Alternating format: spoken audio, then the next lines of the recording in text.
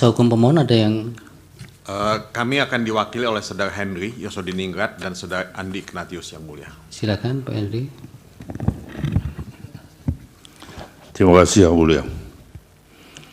Saudara ahli, pada tanggal 7 November 2023, Majelis Kehormatan Mahkamah Konstitusi membacakan putusan nomor 02 garis miring MKMK garis miring L 11 2023 yang menyatakan bahwa Hakim Konstitusi Anwar Usman melakukan pelanggaran berat terhadap etika karena mengadili dan memutus perkara nomor 90 garis miring PUU garis datar 2021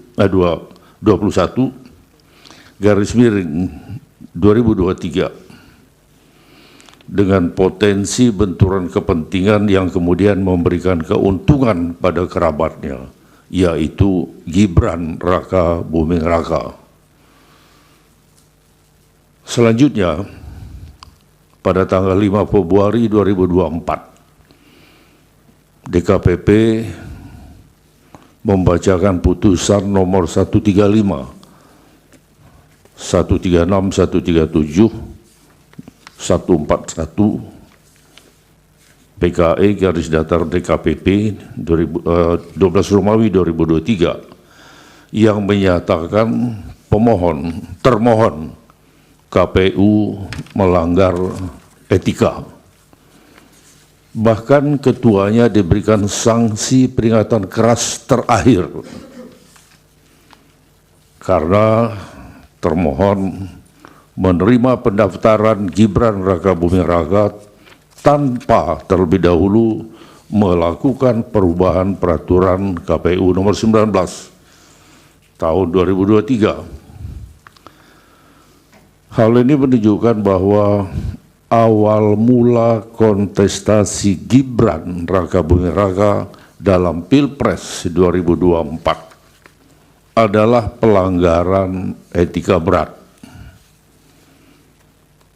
Menurut ahli, apakah dua pelanggaran etika ini hanya berhenti pada pernyataan dan sanksi etika saja?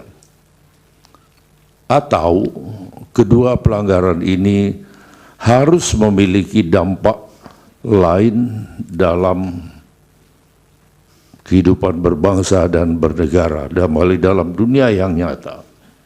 Itu yang pertama.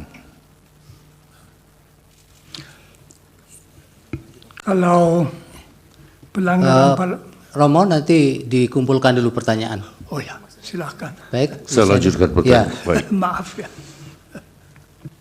Di dalam pembukaan Undang-Undang Dasar 1945 memuat kumpulan etika. Jika kedua bukti yang saya kemukakan di atas tadi, putusan DKPP dan MKMK, itu kita diamkan saja, apakah ada dampaknya dalam kehidupan berbangsa dan bernegara? Dan apakah di kemudian hari akan menjadi sebuah presiden bagi orang yang tidak memenuhi syarat untuk berkontestasi? Cukup itu pertanyaannya. Baik, masih ada? Satu lagi yang mulia, Saudara Andi. Silakan. Terima kasih. Terima kasih Romo ahli telah memberikan penjelasan yang terang benderang tentang pentingnya etika dalam kita melakukan kehidupan berbangsa dan bernegara. Menyambung pertanyaan rekan kami yang tadi, pertanyaan selanjutnya adalah bagaimana analisa ahli terhadap legitimasi seorang pemimpin yang lahir dari suatu proses yang cacat secara etika. Dan yang kedua,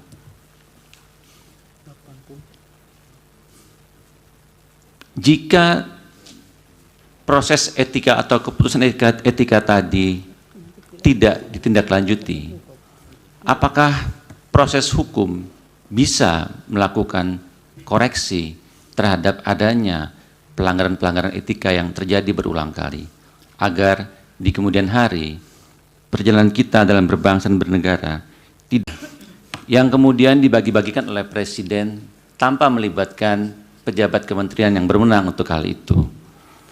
Bagaimana ahli memandang tindakan Presiden yang melakukan hal tersebut tanpa mempertimbangkan aspek etika ataupun malah hukum positif yang berlaku? Cukup yang mulia. Baik, dari termohon ada? Cukup? Pihak terkait? Saudara Hotman dan saya akan ajukan pertanyaan. Baik, silakan. Ya, terima kasih.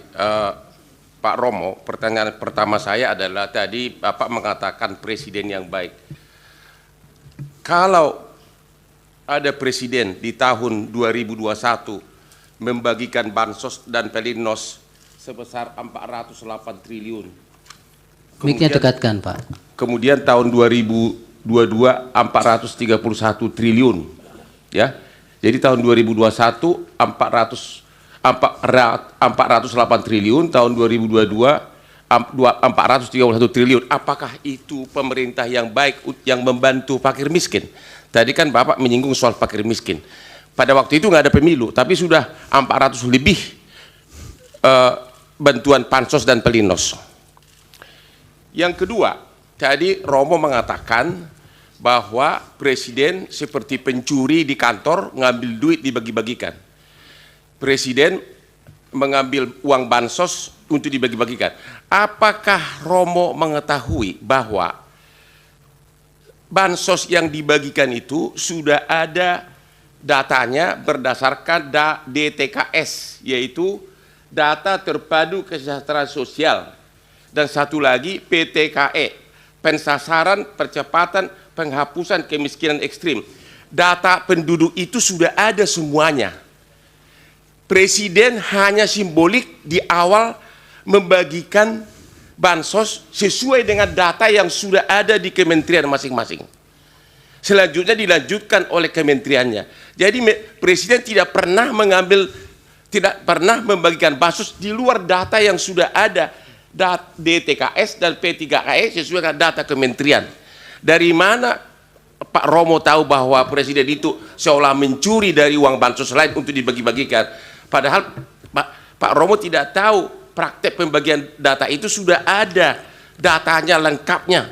Data lengkapnya yaitu namanya KPM, keluarga penerima manfaat. Namanya semua ada di situ. Mohon izin majelis karena ahli bukan ahli bansos atau... Ya, sudah tadi pertanyaan. Sudah. Pertanyaan saya. Pertanyaan Pak Hotman yang kedua juga sudah bisa ditangkap, Pak. Ya, karena tadi Jangan kan diulang-ulang. beliau mengatakan presiden seolah-olah pencuri mengambil uang untuk bansos, makanya saya tanya, itu dia tidak ambil tapi ada datanya semua. Iya, sudah. Terima Itu kan kasih. Iya, baik. Dari Prof. Yusril. Terima kasih yang mulia. Saudara ahli, kita paham dalam filsafat bahwa etik adalah filsafat tentang moral, filsafat tentang praksis manusia. Apa yang dikatakan Immanuel Kant, du sollst nicht, apa yang harus, apa yang wajib, apa yang tidak wajib. Kan mengatakan bahwa norma-norma moral semacam itu tidak dibentuk oleh manusia, oleh satu lembaga atau negara atau apapun, tapi sesuatu yang lahir dari konsen manusia, dan karena itu dia tahu mana yang salah, mana yang benar, mana yang baik, mana yang buruk. Kalau kita mengikuti filsafat semacam itu, kita sampai pada kesimpulan bahwa norma etik sebenarnya lebih tinggi daripada norma hukum. Bukankah Aquinas mengatakan bahwa norma hukum yang bertentangan dengan norma moral tidak pantas dianggap sebagai suatu norma hukum? Itu dalam Summa Theologia yang tentu Romo lebih paham daripada saya.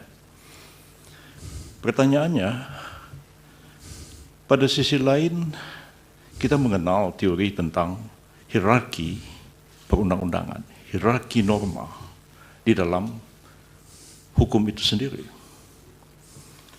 Kita mengenal ada norma yang lebih tinggi, yang bersifat lebih mendasar, ada norma menengah, ada norma rendah, ada norma yang bersifat pengaturan-pengaturan teknis.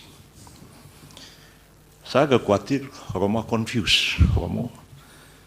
antara etik dalam filsafat dan etik yang dibicarakan dalam forum ini, yaitu etik yang terkait dengan kode etik yang menjadi kewenangan dari Mahkamah MK, jadi kewenangan DKPP untuk melakukan pemeriksaan dalam satu proses peradilan etik. Etik seperti itu, saudara saksi, agak berbeda dengan etik yang kita pahami dalam filsafat. Dan berbeda konteksnya dalam hierarki norma-norma.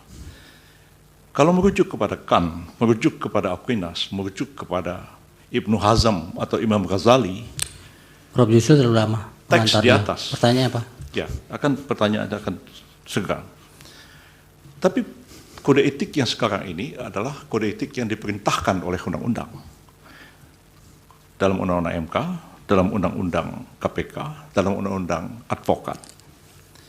Dan itulah yang diadili, yang dijadikan dasar mengadili pelanggaran kode etik. Bukan pelanggaran kode etik seperti yang dipahami oleh Immanuel Kant dan Thomas Aquinas. Apakah Romo bisa membedakan antara norma dalam filsafat, norma etik dalam filsafat, dan norma etik dalam pengertian norma etik yang dibentuk atas perintah satu undang-undang yang kedudukannya tidak akan mungkin lebih tinggi daripada undang-undang itu sendiri. Persoalannya adalah apakah pelanggaran etik dari filsafat membawa implikasi kepada penyelenggaraan negara harus begini seperti yang Romo katakan, ataukah pelanggaran kode etik sebagai code of conduct di dalam norma etik yang dijadikan dasar keputusan DKPP dan MK, apakah itu akan menggeser satu keputusan yang didasarkan atas norma undang-undang? Mohon Romo jelaskan persoalan ini. Baik, dari Bawaslu ada pertanyaan? Dari Hakim yang mulia Prof. Arief, silakan. Baik, terima kasih Yang Mulia Ketua.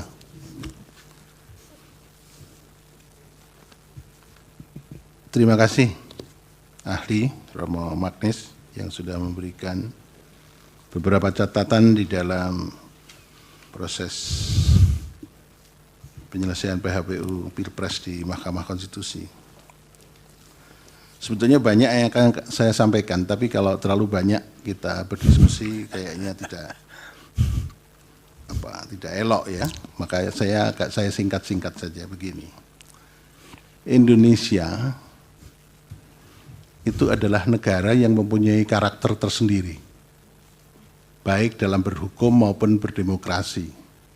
Karakter itu melekat pada ideologi yang dipilih oleh bangsa Indonesia.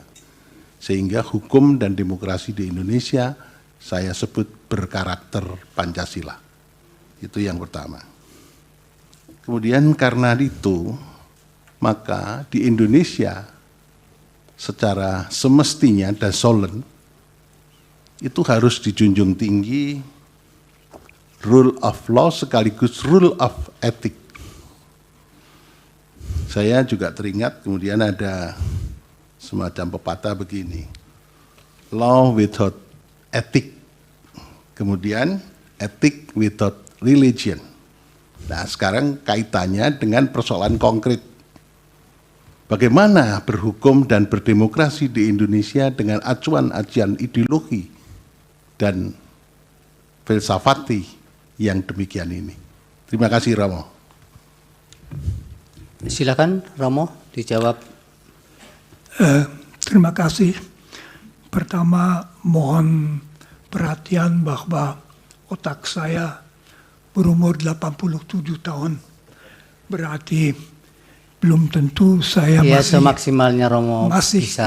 ingat semua pertanyaannya. Kalau saya mulai dari belakang,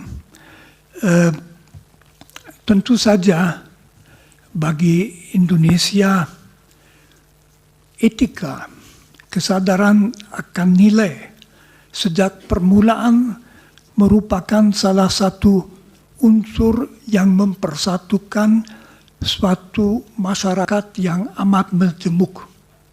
Mulai dari penolakan penjajahan, dari persatuan perasaan kita satu bangsa, dari kesediaan saling menghormati dalam Pancasila. Jadi etika memang amat penting dan tentu juga harus terlaksanakan dalam rangka hukum. Lalu pertanyaan, apakah ada perbedaan antara etika dan etika di dalam rangka hukum? Tentu saja tidak. Tetapi suatu ketentuan etis yang tidak dirumuskan dalam hukum memang tidak bisa ditindak oleh yudikatif, oleh para hakim sistem yudikatif suatu negara itu. Itu menjadi unsur untuk menilai, unsur bagaimana kualitas seseorang atau juga suatu lembaga dinilai. Dibantu kalau suatu bidang merumuskan kode etik. Karena lalu kode etik itu merumuskan dalam poin-poin yang relevan hal-hal yang perlu diperhatikan.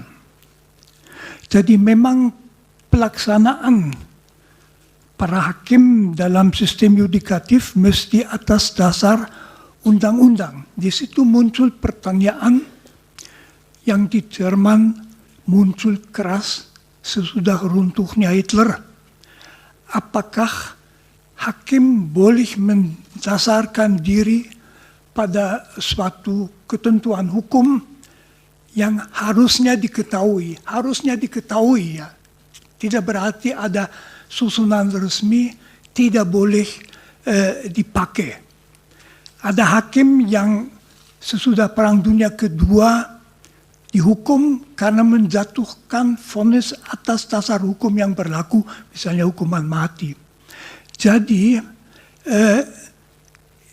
masalah hukum kodrat itu sudah over. Sekurang-kurangnya kita mempunyai hak-hak asasi manusia yang sekarang juga ada dalam undang-undang dasar kita.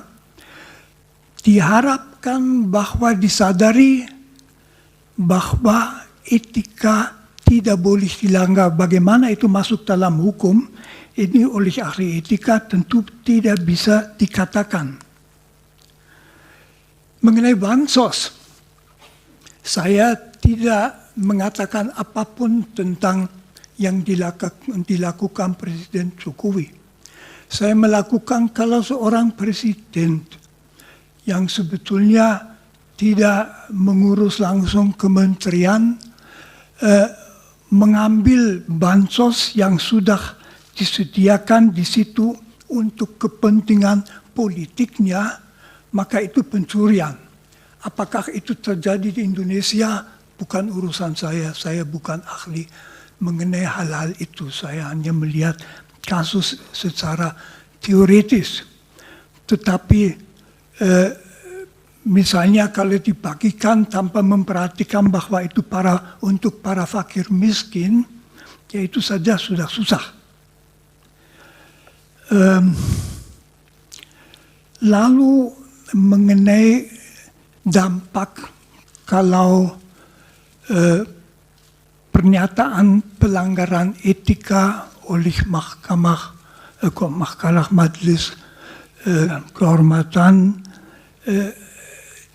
diabaikan. Tentu saja itu memberi kesan bahwa asal ada kekuasaan, maka bukan hanya etika tetapi juga hukum tidak perlu diperhatikan. Jadi penguasa bisa mengatakan abaikan saja. Itu dengan sendirinya memperlemah sekali struktur negara seperti negara hukum. Indonesia itu adalah negara hukum dan mengabaikan pernyataan bahwa suatu keputusan merupakan pelanggaran etika yang berat. Saya dari sudut etika hanya bisa mengatakan merupakan sendiri pelanggaran etika yang berat Dan kalau masyarakat mengalami bahwa etika secara berat bisa dilanggar demi suatu tujuan politik, dengan sendirinya faham mengenai penguasa yang melakukan itu akan turun, akan ditaati karena dia berkuasa, tidak karena keyakinan lagi. Akibatnya, kalau mengikuti Immanuel Kant, Kant justru menunjukkan kalau suatu negara ditata menurut undang-undang yang adil dan bijaksana, tidak perlu usaha etika tinggi. Orang dengan sendirinya akan taat karena paling masuk akal hidup sesuai dengan undang-undang. Kalau sebaliknya negara tidak memperhatikan itu, orang secara etis tidak akan merasa melakukan apa-apa kalau tidak taat pada negara, hanya akan memperhatikan supaya tidak kena. Seperti di lalu lintas kalau kita dengan motor lawan arus itu pertimbangan. Etis itu tidak.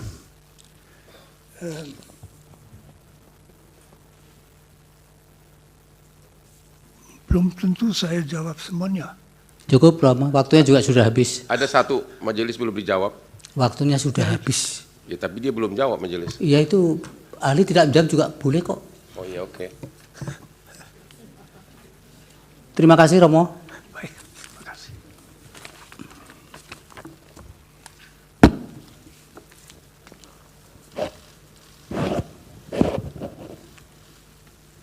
Ahli berikutnya, Pak Mahdir. Terima kasih Yang Mulia. Kami minta dihadirkan Saudara Profesor Dr. Didin S. Damanhuri. Terima kasih Yang Mulia.